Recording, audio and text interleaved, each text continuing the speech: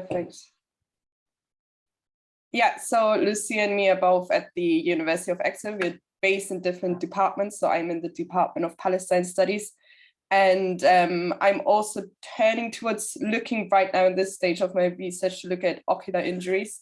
So wait, I have to unpin Lucia, otherwise I'm going to see her the entire time. Okay, great. And we're going to probably look at ocular injuries maybe together and see if we can get like a transnational perspective on it, because especially like a lot what she just said resonates with my part on ocular injuries.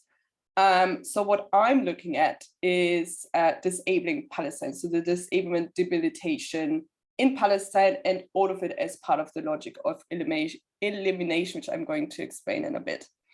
So I'm basically arguing that Israel on purpose disables Palestinians and debilitates their health infrastructure. On the right side, you're seeing a picture from the Great March of Return, which happened between 2018 to 2019. And I'm going to take that as a case study in a bit, so you have more of an idea of what it actually is I'm talking about on the ground. It all also kind of links in with Jasbir Puar's work.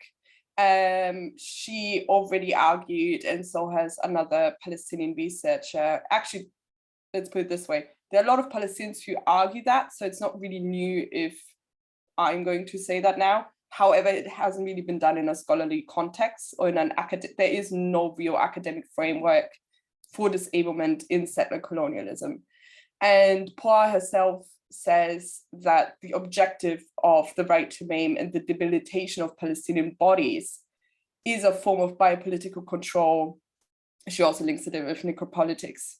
But I'm basically moving further from that, and I'm not just saying it's a form of control, it is a part of the logic of elimination, which is central to settler colonialism. So for those of you who don't know, I'm just going to explain this very briefly in very simple terms.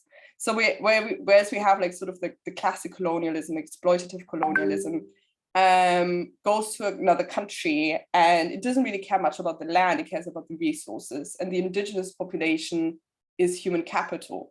So as long as the indigenous population is able-bodied and can work, it can extract those resources and get it back to the motherland. In settler colonialism, however, we don't really care that much about the indigenous, actually not at all. We care about the land. So the land is romanticized, the land is what we want at the end of the day, and we want to conquer the land or settle it. So the only thing that stands between you and the land is the indigenous population. And so that is the logic of elimination in essence. What the scholarly field has mostly talked about is the logic of elimination in terms of death or in terms of transfer. So basically speaking, you kick out the indigenous population or you massacre them or kill them in any other forms. So I'm basically arguing with my thesis or with my research in general that we cannot overlook disablement as another form of elimination. And one of the case studies, and that was basically how I came up with this entire topic, was in 2018 when I wrote my master's dissertation. And that's when the Great March of Return happened or started to evolve. So the start was in spring 2018. It was because of the general horrible situation in Gaza, but also it was around the time when the United States opened their embassy in Jerusalem. It was about the right to return. So that's why it's called the Great March of Return, because most Palestinians living in Gaza are refugees that were ethnically cleansed in 1947 to 1949. So that was the whole premise of getting together and protesting. But it was mostly a non-violent protest. So you also would see just families having barbecues together. But over this time span, what really stuck out was that it was about more than 200 Palestinians killed, but more than 35,000 injured. And these are staggering numbers and weren't really picked up much by the media, although there are some really good articles that's in the Washington Post that talk about it. But it also led to the disablement and mass disablement of Palestinian populations. And that is, amongst others, because long-range weapons were used at a small distance, which left these like fist-sized bullet wounds. So a lot of legs had to be amputated. You now have a lot of stories about, let's say, basketball, football teams that are just made out of Palestinians who were disabled during this time. It also comes at the same time where we have a healthcare system that is already on the brink of collapse.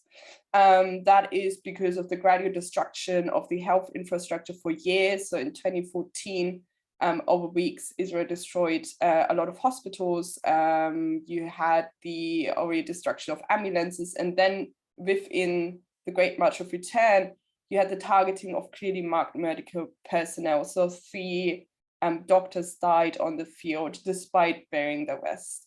And the United Nations Special Commission also came to the conclusion that this might amount to war crimes.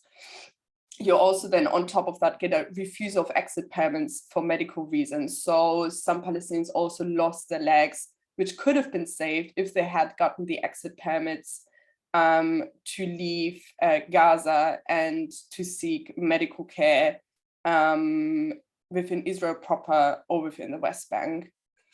So all of this together is basically part of this case study of the logic of elimination within a settler colonial context that can come about through disablement and debilitation. And this ties back into this premise that when we think about settler colonialism, it's not an event that happens one time in history, rather it is a structure.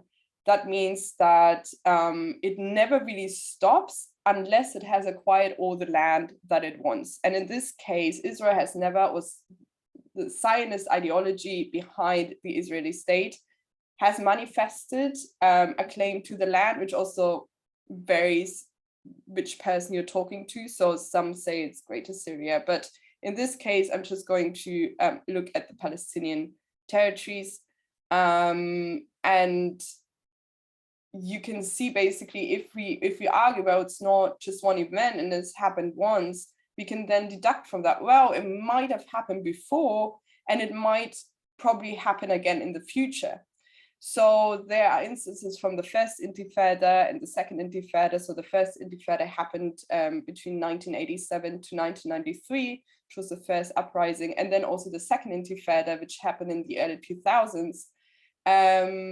Which was a time of also a lot of disabilities, a lot of disablement among Palestinians at the hands of the Israeli army or the Israeli police, or even Israeli settlers living in the West Bank.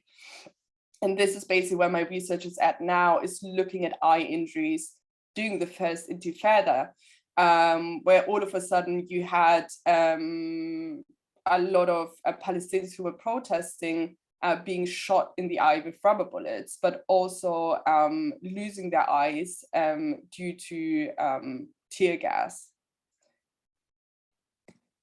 And I think I'm doing a little bit of a shorter presentation than everybody else, because I'm seeing, I don't know if that's true, that I've only been sharing my screen for like 2.5 minutes. So basically, the sort of final thoughts that I have is that is something that maybe I don't have an answer to yet, and that I'm also sort of like taking as a ping for others to think about, is this need to reread settler colonial histories.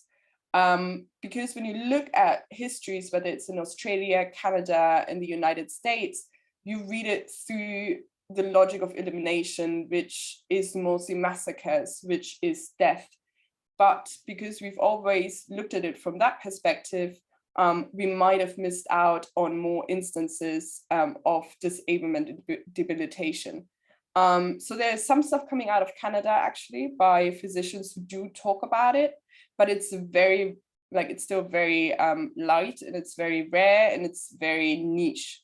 Then again, did we actually miss something? Because right now, why is Israel doing that? It is also maybe because in today's time with social media and a lot more awareness of what's happening, you can't just massacre people any longer. So maybe that's just an alternative, whereas back in the day, that was more the status quo that you could easily get away with as a settler state. Also, how do we include oral histories? Because obviously, with Palestinians who were displaced, or the Palestinians that lived in Palestine previous to 1948, a lot of history did get lost because oral histories weren't reported. And again, when we look at settler colonialism in the United States or in the Americas in general, we actually are missing out on a lot of the histories that might have told us about instances of maiming during the actual height of the sort of frontiers in the United States.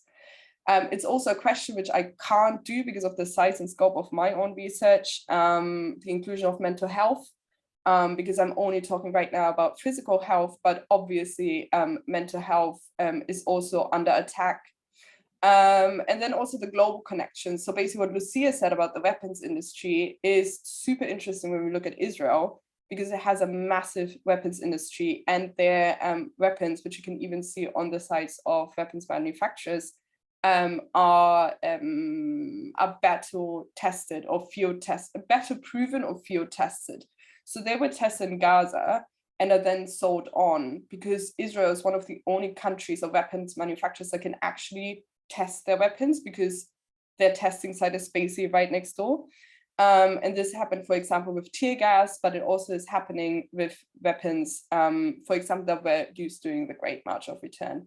And then obviously also the eye injuries that I already talked about, that you can see on a global scale of how ocular injuries are very similar in the devastation they cause, but also how, let's say, rubber bullets, so it's sort of, they have a metal core and they are surrounded by rubber, and obviously they sound a lot less harmful, but it also depends how you use them, right?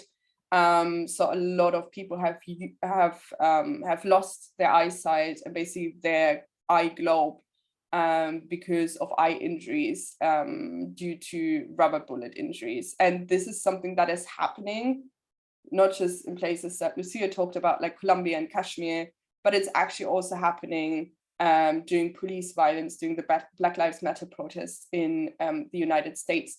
And again, you have medical doctors in medical journals saying, actually, they shouldn't be used. They are very much a harmful weapon, and you can't really frame them as a humanitarian alternative to, let's say, live bullet injuries. And that's basically my presentation, and I'm open for questions as always.